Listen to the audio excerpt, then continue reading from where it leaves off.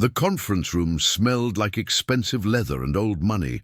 I sat at the far end of the mahogany table, my proposal binder perfectly aligned with the edge, my tie straightened for the third time that morning. 12 years of experience in construction management, an MBA from Howard, a track record that spoke louder than any words I could offer. But none of that mattered when I looked around and saw the faces staring back at me. Oliver Henderson sat at the head of the table, his silver hair swept back like he'd stepped out of a magazine for men who inherited their father's companies. Next to him was his son, James, a 32-year-old who'd never worked a real day in his life, but somehow held the title of Vice President of Operations. And scattered around them were the other executives of Henderson and Associates, one of the largest commercial construction firms in the Southeast. I was there to pitch my company, Mitchell Construction Services, for a subcontracting opportunity on the new Riverside Medical Center project, a $100 million development that would reshape the entire downtown area. And I had earned the right to be in that room. "So, Marcus," Oliver began, leaning back in his chair like he was about to interview a housekeeper, "tell us why we should consider your outfit for this project." Outfit. Not company, not firm. Outfit. I kept my composure. I'd learned long ago that showing any emotion would be used against me. The angry black man, the aggressive black man, the black man who couldn't control himself. I'd seen it happen to others. I refused to let it happen to me. Henderson and Associates is looking for a concrete subcontractor who can deliver quality work on a tight timeline. I began, my voice steady. My company has completed 14 commercial projects in the last 3 years, all on time and under budget. We have a safety record that exceeds OSHA standards by 40%, and we have the equipment, the manpower, and the expertise to handle a project of this scale. I slid copies of my proposal across the table. Each one contained detailed plans, references from previous clients, and financial statements proving my company's stability. I had spent 3 weeks preparing that document. Every number was verified. Every reference was confirmed. It was airtight. James picked up his copy and flipped through it with the enthusiasm of a man reading a parking ticket. He didn't even look at the financial projections. He just glanced at the photos of my team, mostly black and Hispanic workers, and set it aside. "Impressive," Oliver said, though his tone suggested otherwise. "But I have to be honest with you, Marcus. This is a significant project. High profile, lots of eyes on it. We need someone with, how do I put this? A certain level of experience with clients like ours." I knew what he meant. I'd heard it 100 times before, dressed up in different words. "You're not the right fit. You don't have the right connections. Your company doesn't align with our culture." "With all due respect, Mr. Henderson," I replied, "my company's experience speaks for itself. We completed the Greenwood office complex last year, 20 stories, delivered 2 weeks early, and we just finished the foundation work for the East Side Shopping Center, which your own engineers inspected and approved." There was a flicker of something in Oliver's eyes. Annoyance, maybe, or perhaps surprise that I had done my homework, that I knew Henderson and Associates had quietly used my work as a benchmark for other projects. "That's all well and good," James interjected, finally deigning to speak. He had his father's smugness but none of his polish. "But we've already been in discussions with Whitmore Construction. Liam Whitmore is a personal friend of mine. We go way back, golf buddies." Golf buddies, of course. The contract wasn't about qualifications. It wasn't about track records or safety ratings or financial stability. It was about who you knew, who you played golf with, who you shared a drink with at the country club that didn't have a single black member. "I understand relationships matter in this industry," I said carefully, "but I'd encourage you to compare our bids objectively. I'm confident that Mitchell Construction offers the best value for this project." Oliver smiled, that patronizing smile I'd seen on the faces of 100 men like him, the smile that said, I'm going to pretend to consider you, but we both know how this ends. We'll certainly take your proposal under advisement, Marcus. William, make sure to file this with the other submissions." William, the assistant who'd been silent the whole meeting, took my binder with the kind of careful disinterest that told me it would be in the trash by the end of the day. I shook hands with everyone as I left, firm grip, eye contact, professional smile. I played the game perfectly. I always did, but as I walked to the elevator, I heard it. James's voice, carrying through the not-quite-closed conference room door. "Can you believe that guy, walking in here like he actually had a shot? I mean, come on. What's next? Are we going to hire his crew to do our landscaping too?" Laughter. Multiple voices. The sound of men who had never been told no in their lives, mocking someone who had to fight for every opportunity. I stood there for a moment, my hand on the elevator button, my jaw tight. Then I pressed the button and waited. The elevator arrived, the doors opened, and I stepped inside, alone with my reflection in the polished metal walls. I didn't cry, I didn't punch the wall, I didn't scream. I had stopped allowing myself those luxuries years ago. Instead, I took a deep breath and started planning. 2 weeks later, I received the official rejection letter. It was a form letter, generic and impersonal, thanking me for my interest and encouraging me to apply for future opportunities. No specific feedback, no explanation. Just a door slammed in my face with a polite smile. But what hurt more than the rejection was what came next. I was at an industry mixer downtown, one of those networking events where everyone pretends to be interested in each other, while really just trying to make deals. I was talking to a supplier I'd worked with for years when I overheard a conversation at the bar. "Yeah, Henderson gave the Riverside contract to Whitmore," someone was saying. But get this, Whitmore's bid was 15% higher than the next lowest bidder, and their safety record, 2 OSHA violations in the last year alone. So why'd they get it? James Henderson and Liam Whitmore are thick as thieves. Plus, you know how it is. They like to keep these things in the family. If you know what I mean. I knew exactly what he meant. The next few months were difficult. I won some smaller contracts, a strip mall renovation here, a warehouse foundation there, but nothing that would grow my company to the next level. And everywhere I turned, I kept running into the same walls. At a bid opening for a municipal project, I submitted the lowest bid by 8%. The contract went to a company run by a man named Noah Patterson, whose father happened to sit on the city council.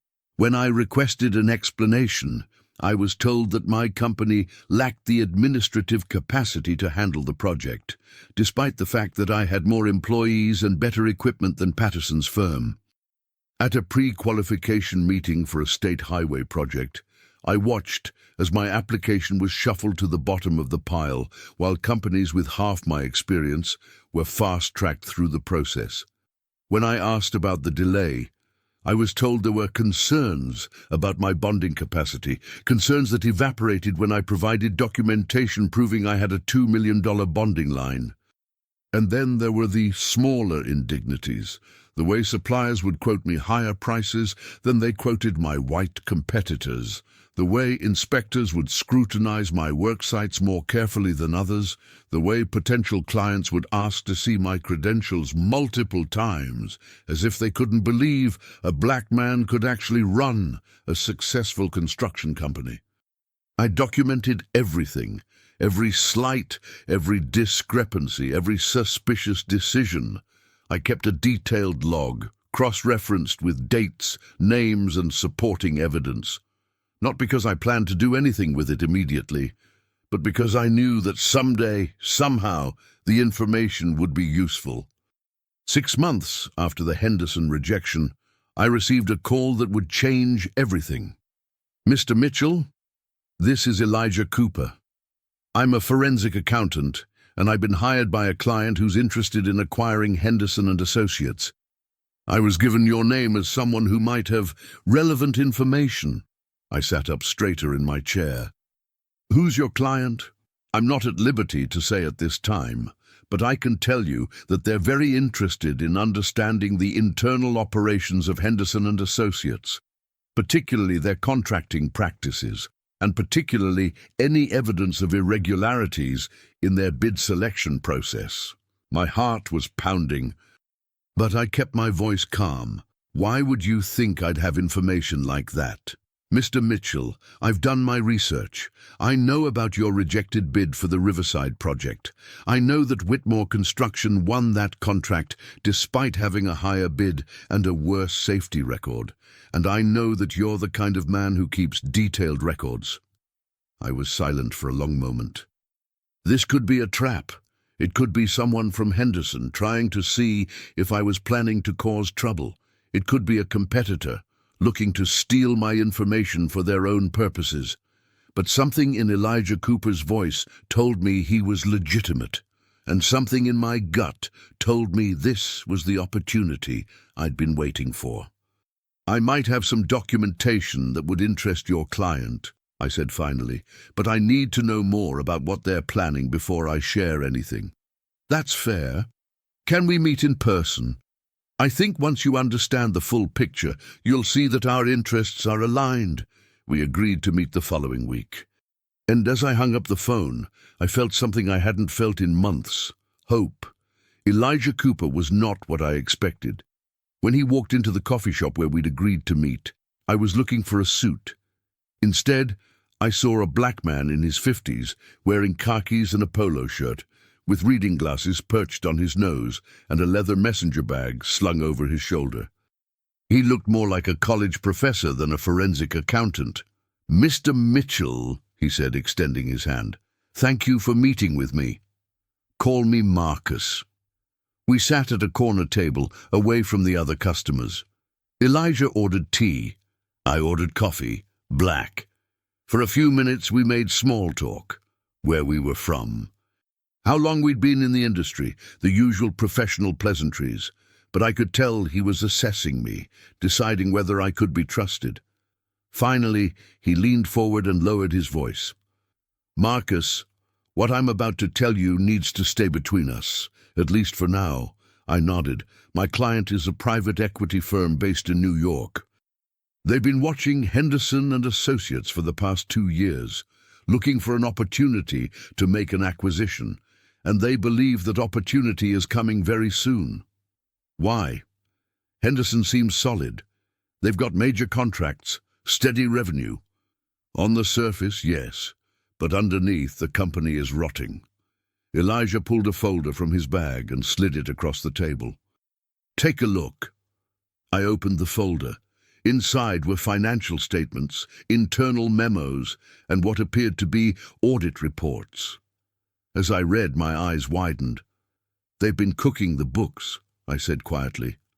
"For years, inflating revenue projections to secure loans, underreporting expenses to boost profits, and most importantly, systematically steering contracts to companies owned by friends and family members, regardless of qualifications or cost. The Whitmore contract. That's just the tip of the iceberg. Noah Patterson's company? His father has been funneling city contracts to Henderson for a decade. In exchange, Henderson gives preferential treatment to Patterson's firm. It's a classic kickback scheme, just sophisticated enough to avoid detection. I sat back in my chair, trying to process what I was seeing. If this is true, why hasn't anyone done anything about it? Because the people who benefit from the system are the same people who are supposed to be overseeing it. City council members, state regulators, even some federal inspectors, they're all connected. They all protect each other. So what's your client's angle? Why do they want Henderson? Elijah smiled slightly. They don't want Henderson. They want to destroy it, or more precisely, they want to acquire it at a bargain price. Strip out the corrupt elements and rebuild it as a legitimate operation, and they need someone on the inside, someone with first-hand knowledge of Henderson's practices to help them do it. And you think that someone is me? I think you're one of several people who've been wronged by Henderson, but you're the only one who seems to have kept detailed records. And you're the only one who has the expertise to help us understand what we're looking at. I closed the folder and looked at Elijah. What exactly are you asking me to do? Right now. Nothing illegal. Just share what you know. Your documentation of the bid process, your records of discriminatory treatment, any communications you've had with Henderson employees. We'll combine it with the financial evidence we've already gathered and build a case. A case for what? For forcing Henderson into a position where they have no choice but to sell. Once we expose their practices, their lenders will pull their financing. Their bonding companies will cancel their coverage. Their clients will cancel their contracts. And when the company is on the verge of collapse, my client will make an offer they can't refuse. It was audacious. It was risky. And it was exactly the kind of justice I'd been dreaming about for years. I need to think about it, I said. Of course, take your time, but not too much time. The window for action is closing. I left the coffee shop with the folder hidden in my briefcase and 1,000 thoughts racing through my mind. For the next week, I barely slept. I reviewed Elijah's documents. I compared them to my own records. I researched the private equity firm he'd mentioned, a company called Apex Capital Partners, known for aggressive acquisitions and turnaround operations. And I made a decision. I called Elijah and told him I was in. Over the next 3 months, we built our case. I provided documentation of every discriminatory interaction I'd had with Henderson. Elijah's team cross-referenced it with internal company emails they'd obtained through a whistleblower, a former Henderson accountant named Joseph Blackwell, who had been fired after raising concerns about the company's financial practices. Joseph's story was similar to mine. He'd joined Henderson straight out of college, one of the few black employees in the accounting department. For years, he'd excelled at his job, earning praise from his supervisors and trust from his colleagues. But when he'd discovered irregularities in the company's books and reported them to his manager, he'd been accused of insubordination, placed on a performance improvement plan, and ultimately terminated for failure to meet expectations. They said I was not a team player, Joseph told me during one of our meetings, that I was creating a hostile work environment by asking too many questions. Classic retaliation, dressed up in HR language. Joseph had filed a wrongful termination lawsuit, which had been quietly settled out of court with a non-disclosure agreement. But the NDA only covered the specific terms of his employment and termination. It didn't prevent him from sharing what he knew about Henderson's broader financial practices with outside investigators. Together, Joseph and I became Elijah's key witnesses. We helped his team understand how Henderson operated, the informal networks of influence, the coded language used to discuss discriminatory decisions, the paper trails that documented years of systematic misconduct. And, as our investigation deepened, we discovered something that changed everything. Henderson and Associates was in far worse financial shape than anyone realized. The Riverside Medical Center project, the same project I'd been denied, was massively over budget and behind schedule. Whitmore Construction had botched the foundation work so badly that the entire structure had to be partially demolished and rebuilt. The delays had triggered penalty clauses in Henderson's contract with the developer, costing the company millions of dollars. They're hemorrhaging cash, Elijah told me during one of our strategy sessions. Their line of credit is maxed out. Their bonding company is threatening to pull coverage. If one more major client cancels, they're done. So what's the plan? We wait, we watch, and when the moment is right, we strike. The moment came sooner than expected. In late October, Henderson announced that they had secured a new contract, a $200 million mixed-use development called the Metropolitan Center. It was their biggest project ever, and they were betting the company's future on it. But there was a catch. To finance their portion of the development, Henderson needed to secure a $50 million loan from a consortium of regional banks. And to get that loan, they needed to pass a due diligence review. "That's our opening," Elijah said. "If we can get our evidence to the banks before they finalize the loan, they'll pull out. And without that financing, Henderson can't complete the Metropolitan project, which means they default on their existing obligations, which means they collapse. And then Apex makes their move." I felt a chill run down my spine. Not from fear, from anticipation. "There's one more thing," Elijah added. "Apex wants you to be part of the acquisition team, not just as a witness or a consultant, as a partner." "What do you mean?" "They want to create a new entity, a joint venture between Apex and Mitchell Construction Services. You would own 30% of the combined company, you would oversee all construction operations, and you would have a seat on the board of directors." I stared at him. "You're offering me a chance to own a piece of the company that destroyed my career. I'm offering you a chance to rebuild it, to transform it into what it should have been all along, a company that wins contracts based on merit, that treats its employees fairly, that represents the best of what this industry can be." For a moment I couldn't speak.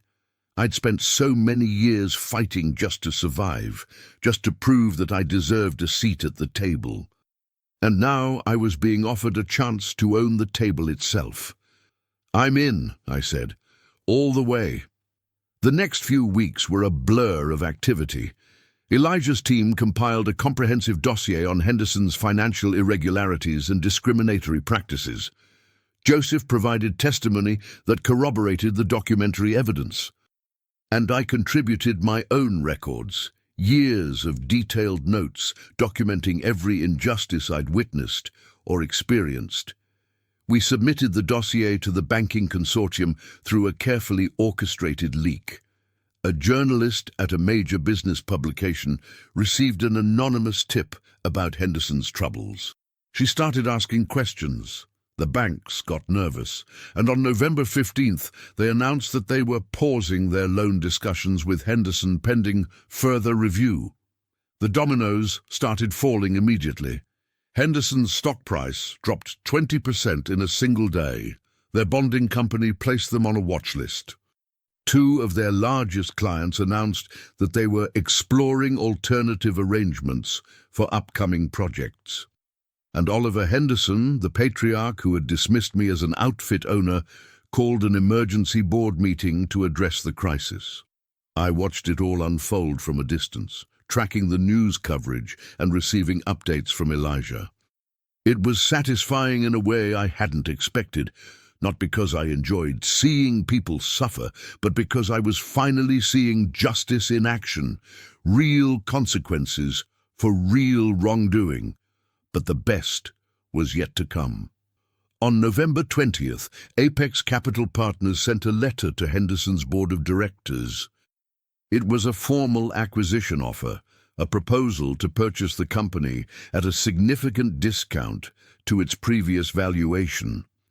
The letter outlined the terms of the deal, the timeline for completion, and the names of the individuals who would lead the new entity going forward. My name was on that list. I imagine Oliver Henderson's face when he read it.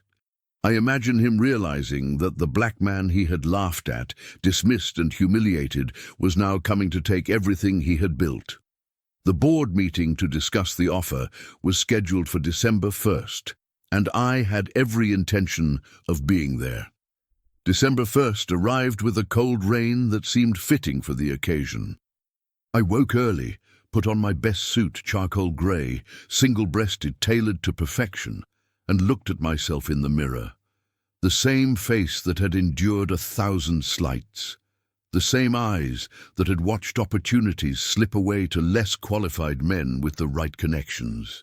The same hands that had built structures other people took credit for. But today, those hands were going to take back what was mine. The board meeting was held at Henderson's corporate headquarters, a glass tower downtown that I'd driven past countless times. I'd never been inside beyond the lobby conference room where I'd pitched my doomed proposal. Today, I was going to the top floor. The executive suite, the inner sanctum where decisions were made and careers were destroyed. Elijah met me in the parking garage. "Are you ready for this?" "I've been ready for 12 years. We took the elevator together, rising past floors of cubicles and meeting rooms, past the mid-level managers and the administrative assistants, all the way up to the penthouse level. When the doors opened, we stepped into a world of marble floors and original artwork, of hushed voices and barely concealed panic. A receptionist led us to the boardroom. And there, seated around the same mahogany table where I'd been rejected 8 months earlier, were the men who had laughed at me. Oliver Henderson looked older than I remembered. The silver hair seemed thinner, the confidence replaced by something that looked almost like fear. James sat next to him, his usual smugness tempered by the realization that his inheritance was slipping away, and scattered around the table were the other board members, men who had rubber-stamped every corrupt decision, looked the other way at every irregularity, and protected each other from consequences for decades. Also present were Lucas, their lead attorney, a man known for making problems disappear, and William, the assistant who had so dismissively filed away my proposal. The look on William's face when he saw me was something I'll treasure forever. Pure, unadulterated disbelief. "Good morning, gentlemen," I said, taking a seat at the end of the table. The same seat I'd occupied before. But this time, I wasn't asking for anything. I was offering. "Thank you for making time to meet with us." Oliver cleared his throat. "Mr. Mitchell, I have to say, When I saw your name on the acquisition proposal, I was surprised. I imagine you were. Look, I don't know what game you're playing here, but Henderson and Associates is not for sale. We're going through a temporary rough patch, nothing more. Our fundamentals are strong. Our client relationships are solid. This company has been in my family for 3 generations, and I have no intention of—" "Mr. Henderson," Elijah interrupted, his voice calm but firm. "With all due respect, let's dispense with the pleasantries. We both know why we're here, and we both know that you don't have a choice." He opened his briefcase and began distributing documents around the table. "What you're looking at is a summary of our findings regarding Henderson and Associates' financial practices over the past decade. Specifically, the systematic inflation of revenue projections in loan applications, the underreporting of liabilities in SEC filings, and the coordinated steering of contracts to companies owned by friends and family members in exchange for kickbacks." The room went silent. Oliver's face turned a shade of red I'd never seen before. James looked like he was going to be sick. "This is ridiculous," Lucas, the attorney, sputtered. "These allegations are baseless. You have no proof of—" "Page 7, Elijah said calmly. "Internal emails between James Henderson and Liam Whitmore discussing the Riverside project. Note the timestamp, 3 weeks before the bid deadline. And note the specific language. Don't worry about the bid. Dad's already taken care of it. Just make sure you come to the golf tournament next month." Lucas grabbed the document and began reading. His face went pale.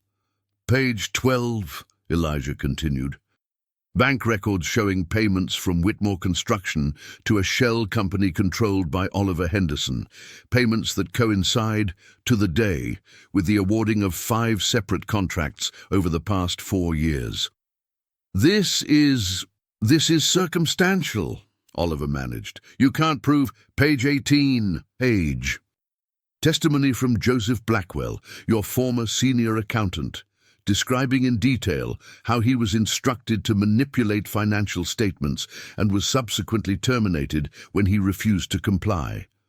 Mr. Blackwell has agreed to provide sworn testimony to the SEC, the FBI, and any other regulatory body that might be interested." The mention of the FBI seemed to knock the last bit of fight out of Oliver. He slumped back in his chair, suddenly looking every one of his 72 years. "What do you want?" he asked quietly. I leaned forward.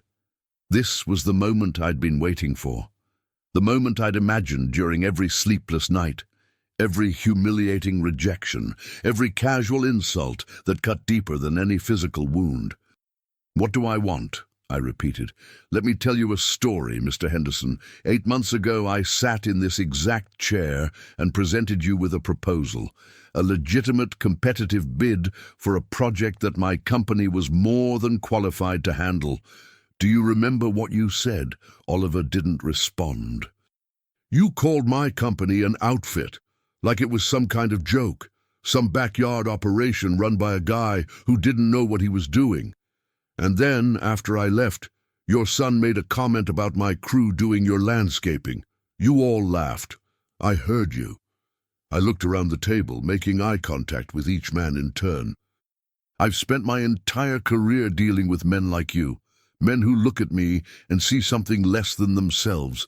Men who assume I got where I am through some kind of handout or quota instead of through hard work and talent and sacrifice.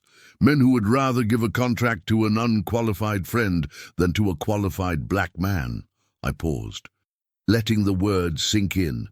"So what do I want? I want this company. I want to take everything you've built on lies and corruption and cronyism, and I want to rebuild it into something that actually deserves to exist.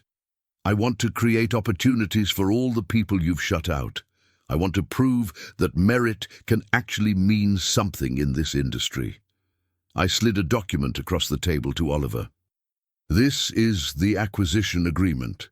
Apex Capital Partners will purchase Henderson and Associates for 40 cents on the dollar, a price that's more than fair, given the legal exposure you're facing.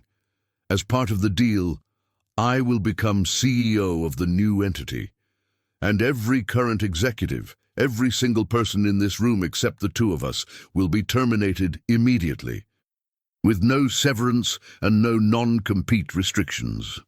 Oliver looked at the document like it was a death warrant, which, in a way, it was. "And if we refuse?" Lucas asked, though his voice had lost its earlier confidence. "Then we release everything to the press, the regulators, and the prosecutors. You'll spend the next 5 years defending lawsuits and fighting criminal charges. Your bonding company will drop you. Your clients will abandon you. And when the dust settles, there won't be anything left to acquire. You'll lose everything, including your freedom." I let that sit for a moment. I'm not a vindictive man. "Mr. Henderson, I don't want to destroy anyone, but I'm also not a fool. And I'm certainly not going to let the same people who discriminated against me walk away with golden parachutes while the workers they exploited are left with nothing." Oliver picked up the pen next to his nameplate. His hand was trembling slightly. "This is extortion," James said, finally finding his voice. "You can't just—" "James!" Oliver's voice was sharp, final. "Be quiet." He looked at the document one more time. Then he looked at me. "You know what the worst part is?" he said softly. "You actually were the best candidate for Riverside. I knew it at the time. Your bid was lower, your team was better, and your track record was impeccable. But I gave it to Whitmore anyway, because that's what we've always done. That's how this industry works." "It's how it used to work," I replied. "Starting today, it works differently." Oliver signed the document one by one. The other board members added their signatures. When it was done, Elijah collected the papers and placed them in his briefcase. "Gentlemen, your resignations are effective immediately. Security will escort you to collect your personal belongings. Please be out of the building within the hour." I stood up and walked to the window. Below, the city spread out in all directions, a landscape of buildings and roads, of projects completed and projects yet to come. Somewhere down there were 1,000 black men and women just like me, fighting the same battles I'd fought, facing the same obstacles I'd faced. Maybe, just maybe, I could make their paths a little easier. "Mr. Mitchell?" It was William, the assistant. He was standing by the door, looking uncomfortable. "I just wanted to say, I'm sorry for how you were treated I knew it was wrong at the time, but I didn't say anything. I should have. I turned to face him. What's your name, your full name? William Torres. I nodded. Mr. Torres, I'm going to need a good executive assistant, someone who knows how this company works and isn't afraid to tell me when I'm making a mistake. Are you interested? His eyes widened. Sir? I don't believe in collective punishment. You weren't the one making corrupt decisions. You were just trying to keep your job. I understand that, so here's your chance to keep it and to be part of something better. William straightened his shoulders. Yes, sir. I'd be honored. As I walked out of the boardroom, I passed Oliver Henderson for the last time. He was still sitting at the table, staring at the empty chair where I'd sat. He looked like a man who just realized that the world had changed around him while he wasn't paying attention. Mr. Henderson, I said, pausing at the door. One more thing. The crew that did your landscaping last year. That was my cousin's company. He does excellent work, maybe the best in the city. You should have hired him more often. I didn't wait for a response. I just walked out through the executive suite, past the receptionist who'd never expected to see a black man in charge, into the elevator that would take me back down to earth. But I wasn't going back to where I'd started. I was going somewhere new. Somewhere I'd built with my own hands, my own mind, my own refusal to accept anything less than I deserved. 3 months later, I stood on a construction site in the heart of downtown. The Metropolitan Center was finally moving forward, under new management and with a new vision. My company had hired 50 new employees, many of them from communities that had been systematically excluded from the industry for generations. We'd implemented transparent bidding processes, rigorous safety standards, and compensation packages that actually reflected the value of the work being done. Joseph Blackwell was our new CFO, Elijah Cooper was on our board of directors, and every morning, when I walked into my office on the top floor of what used to be Henderson Tower, I saw a framed copy of the rejection letter they'd sent me after the Riverside bid. I kept it there as a reminder, not of the injustice I'd suffered, but of what can happen when you refuse to let injustice have the last word. My phone buzzed with a message from my mother. She was 73 years old and had spent her entire adult life cleaning houses for families who looked a lot like the Hendersons. When I'd called to tell her about the acquisition, she'd been quiet for a long moment. Then she'd said, "Your father would have been so proud." My father died when I was 16, lung cancer, probably from the chemicals he was exposed to during 30 years of working in factories that didn't bother with proper ventilation for their black workers. He never got to see me graduate from college. He never got to see me start my own company, and he never got to see me become the kind of man he'd always hoped I could be. But I like to think he knows. Somehow. I looked out at the city skyline, at the buildings rising toward the sky, at the workers below doing the honest labor that keeps the world running. I thought about all the battles still to be fought, all the injustices still to be challenged, all the opportunities still to be created for the people who deserve them. Being a black man in America means carrying a weight that others can't see. It means proving yourself over and over to people who've already decided you're not good enough. It means watching doors close in your face while less qualified people walk right through. It means learning to control your anger, to channel your pain, to turn every obstacle into fuel for the fire that keeps you going. But it also means something else. It means being part of a legacy of resistance. A tradition of people who refused to accept the limitations others tried to impose on them. A community that has survived everything this country has thrown at it and emerged stronger every time. I am Marcus Mitchell, son of a factory worker and a housekeeper, graduate of Howard University, founder of Mitchell Construction Services, and now CEO of one of the largest construction firms in the Southeast. They laughed when I was denied the contract. They're not laughing anymore.